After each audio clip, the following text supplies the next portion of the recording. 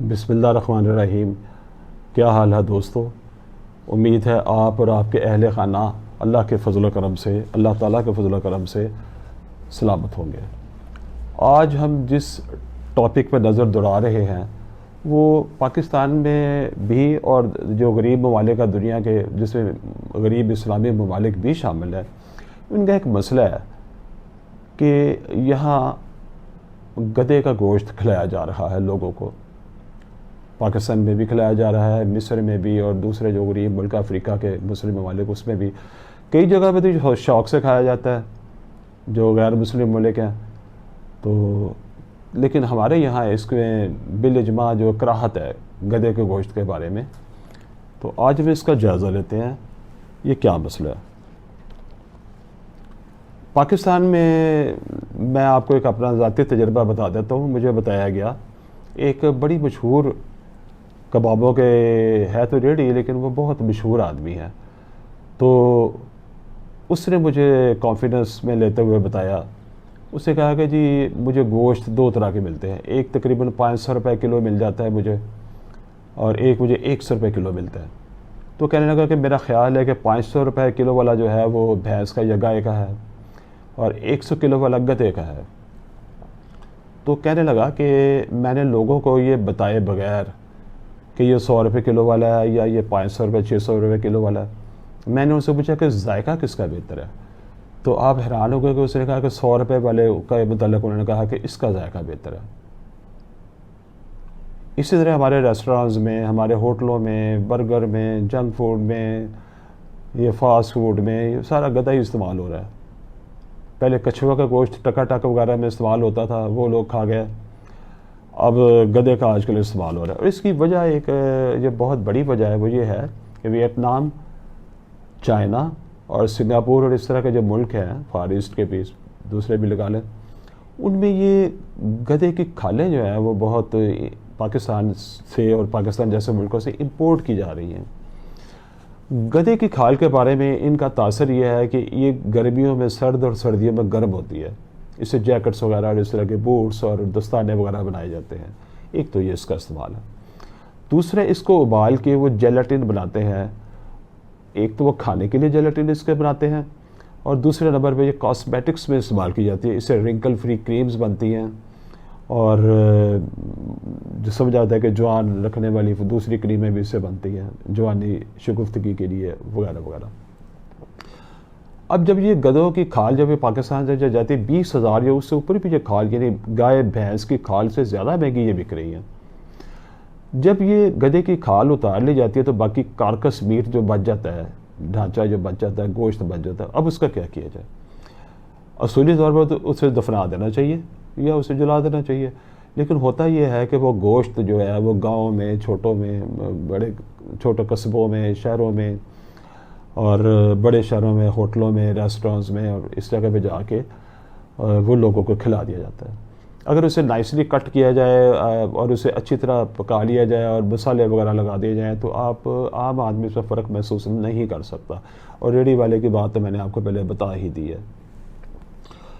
اب مصر میں بھی ایک بصیرہ کے تحت ایک پول ہوا تھا، تو انہوں نے 4.3 ملین جو مصری تھے انہوں نے کہا کہ جی ہمیں یقین ہے کہ ہم نے حال ہی میں گدھے کا گوشت کھایا ہے۔ دوسرے ملکوں میں تو ایسے سروے نہیں ہوئے، پاکستان میں بھی نہیں ہوئے، ہم تو یہ تسلیم کرنے کو تیار بھی نہیں ہوتے کہ ہم گدھے کا گوشت کھا رہے ہیں، خدا نخواستہ۔ اب گدھے کے گوشت سے یہ ہوتا ہے کہ فنگس، بیکٹیریا، وائرس، مختلف طرح کی بیماریاں لگ جاتی ہیں، ٹیپ ورم اور فلاں بیماری لگ جاتی ہے۔ لیکن مصر کے جو top food security safety officer ہیں انہوں نے یہ بتایا کہ اگر حفظان صحت کے اصولوں کے مطابق گدھے کو ذبح کیا جائے، گوشت محفوظ کیا جائے، تو اس سے انسانی صحت کے لیے خطرہ نہیں ہوتا، کراہت ضرور ہوتی ہے۔ ایک اور دلچسپ بات میں آپ کو بتا دیتا ہوں کہ یہ گدھا جو ہے یہ کئی پیغمبروں کی سواری رہی ہے، جن میں حضرت عزیر علیہ السلام، حضرت عیسیٰ مسیح علیہ السلام، یہ آپ خر عیسیٰ آپ کو پتہ مشہور ہے، اور عزیر علیہ السلام کا بھی، یہ فلسطین میں اور جتنے پیغمبر اترے ان کے لیے گدھا ایک سواری کے طور پر استعمال ہوتا ہے۔ خود خاتم النبیین حضرت محمد صلی اللہ علیہ وسلم کے پاس بھی ان کی ملکیت میں 2 گدھے تھے، افیر اور یافور۔ جو یافور گدھا تھا اس کے متعلق کہا جاتا ہے کہ یہ بڑا تابع فرمان اور فرمان بردار گدھا تھا. یہ اللہ تعالیٰ کے نبی صلی اللہ علیہ وسلم سے کلام بھی کیا کرتا تھا. تو آپ صلی اللہ علیہ وسلم کے یہ بات کہی جاتی ہے کہ آپ صلی اللہ علیہ وسلم جب کسی صحابی کو بلانا ہوتا تھا تو اس گدھے کو کہتے تھے کہ فلاں کو بلا کے لے آئیں. تو یہ جاتا تھا اور اپنے سر سے دروازے کو کھٹکھٹاتا تھا اس صحابی کے سر گھر پہ سر سے کھٹکھٹاتا تھا. تو وہ جب صحابی ان کو دیکھتے تھے تو سمجھ جاتے تھے کہ بارگاہ رسالت سے بلاوا آیا ہے, تو وہ اس کے ساتھ چل پڑتے تھے. تو یہ پھر اللہ تعالیٰ کے نبی کی پردہ فرمانے کے ساتھ ہی یہ کنویں میں گر کے یہ بھی فوت ہو گیا تھا. یہ ایک دلچسپ بات ہے جو میں آپ کے علم میں لانا چاہ رہا تھا. اب ہمیں پہلے اس پہ شرع کے لحاظ سے, اسلامی شرع کے لحاظ سے اس پہ نظر ڈال لیتے ہیں کہ اس کے گوشت کے بارے میں ہمارا مذہب, جو ہمارا پیارا مذہب کیا کہتا ہے. تو احادیث ہیں دو, ایک 5524 یہ امام بخاری سے لی گئی ہے, میں نے مسند سے لی ہے ان کی, اور دوسری مسند امام ابو حنیفہ رحمۃ اللہ علیہ سے لی ہے, یہ 197 پر, ان کے باب نمبر 197 میں. اس میں بیان کیا تھا کہ اللہ کے رسول صلی اللہ علیہ وسلم نے خیبر والے دن, یعنی جس دن خیبر فتح ہوا, اس دن مسلمان جو تھے وہ اپنی گدھے کا گوشت جو تھا, پالتو گدھے جسے ہم کہتے ہیں, شہری گدھے جسے کہتے ہیں نا, ان کا گوشت دیگوں میں ابال لیے تھے کھانے کے لیے. تو ایک آدمی دوڑتا ہوا ہے, اس نے کہا اللہ کے رسول صلی اللہ علیہ وسلم لوگ گدھے کا گوشت چٹ کر گئے ہیں. تھوڑی دیر بعد دوسرا آدمی آیا تو اس نے کہا کہ اللہ کے رسول گدھے تو فنا ہو گئے. پھر تھوڑی دیر بعد تیسرا آدمی آیا تو اس نے کہا کہ اللہ کے رسول لوگ گدھے کا گوشت سارے گدھوں کو ہی چٹ کر گئے ہیں, گدھے ہی ختم ہو گئے. ان تینوں کا نام ویسے موجود نہیں ہے حدیث شریف میں. تو اللہ کے رسول صلی اللہ علیہ وسلم نے پھر فرمایا کہ جا کے منادی کر دو کہ اللہ اور اس کا رسول آپ کو گدھے کا گوشت کھانے سے منع کرتے ہیں, اس میں ناپاکی ہے. تو ساری دیگیں جو اندھا دو اور برتن جو ہے وہ بے شک توڑ دو. بعد میں برتن توڑے نہیں گئے تھے لیکن وہ صاف کر لیے گئے تھے. تو اس طرح گدھوں کی جو ہے پیغمبر علیہ السلام نے مناہی فرما دی کہ اس میں ناپاکی ہے.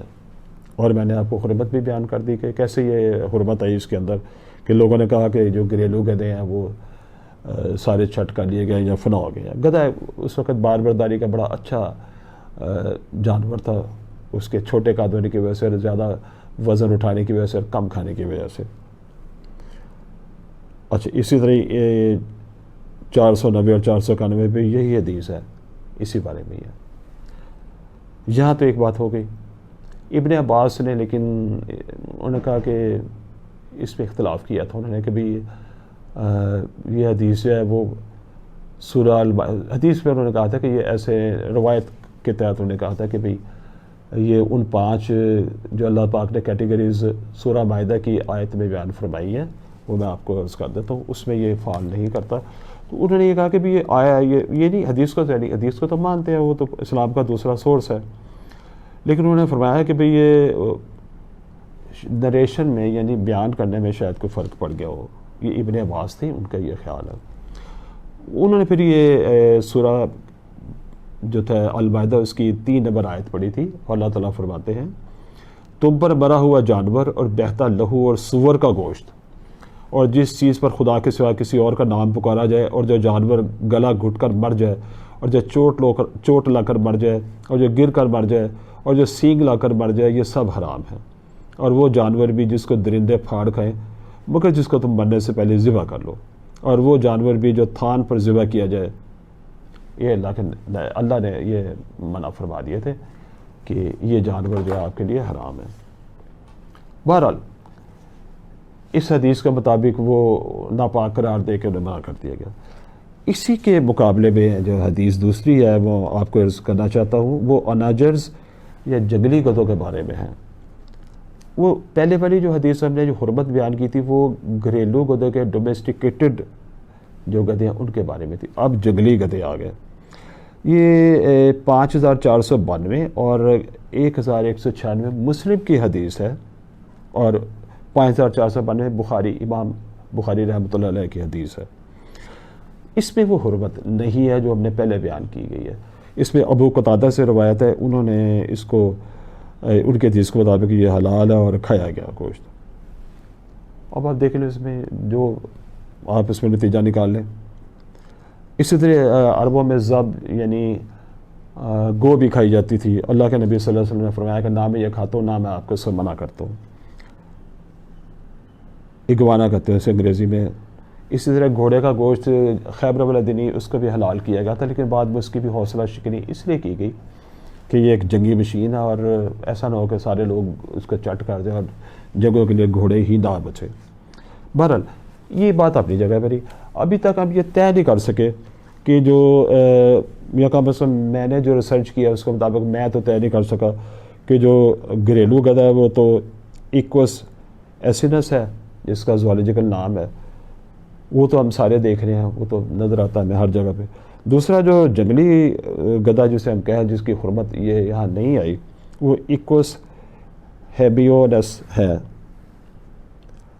تو یہ کون سا گھوڑا ہے، یہ کون سا گدھا، یہ گھوڑے کے خاندان سے ہے، لیکن یہ کون سا ہے اس بارے میں کبھی وہ بتاتے ہیں کہ زیبرا کی طرح ہے، کبھی وہ بتاتے ہیں کہ یہ گھوڑے سے چھوٹا اور گدھے سے بڑا ہوتا ہے فلاں فلاں. لیکن اس سے ہمارے لیے آج کے لیے اس لیے غیر اہم ہے کہ بہرحال گدھے کے بارے میں چاہے وہ آج وہ جنگلی ہو چاہے وہ گھریلو ہو کراہت ہے. اور اللہ کے نبی صلی اللہ علیہ وسلم کے کم از کم 15 صحابہ کرام جو تھے انہوں نے کہا کہ یہ کراہت بمنزلہ حرام ہے. تو اس سے ہمارا لینا دینا نہیں ہے. ہم اسے کہتے ہیں کہ بھی یہ کراہت تو ہے اور اسے ناپاک بھی ہے اور کسی کوئی بھی مسلم دنیا میں بھی کوئی بندہ کھانا پسند نہیں کرتا. ہاں یہ اور بات ہے کہ کھلایا جا رہا ہے لوگوں کو بغیر بتائے. یہ تو میں نے آپ کو شرح کی عرض کر دی. اب ہم دیکھتے ہیں کہ پاکستانی قوانین اس کے بارے میں کیا کہتے ہیں. پاکستانی قوانین میں ہم دیکھیں رہتے ہیں پاکستان میں اس میں 272 سیکشن ہے، 273 سیکشن ہے اس کی. تو اس میں انہوں نے کہا کہ اڈلٹریشن آف فوڈ اور ڈرنک انٹینڈیڈ فار سیل، کہ اس میں کوئی ملاوٹ کی جائے، کسی کھانے والی چیز میں ملاوٹ کی جائے تو اس کے بعد اس کی سزا آ جاتی ہے 273 میں. تو سزا کیا ہے جی 6 ماہ قید اور 3000 روپے جرمانہ، یعنی بیلیبل آفینس ہے سیدھا سیدھا. ایک بات ہو گئی.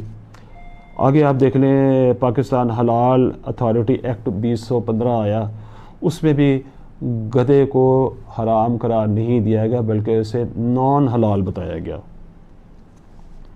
اس کے بعد Punjab food steps control act لے لیں 1958 کا ہے، یا پنجاب فوڈ اتھارٹی جو 2011 میں ہے، یا کوئی بھی فوڈ لاز لے لیں، کسی میں بھی گدھے کو اس طرح ممنوع نہیں کیا گیا، فوربیڈن نہیں کیا گیا کہ اس کا نہ ذبح کیا جائے نہ اس کا گوشت بیچا جائے کھانے کے مقصد کے لیے.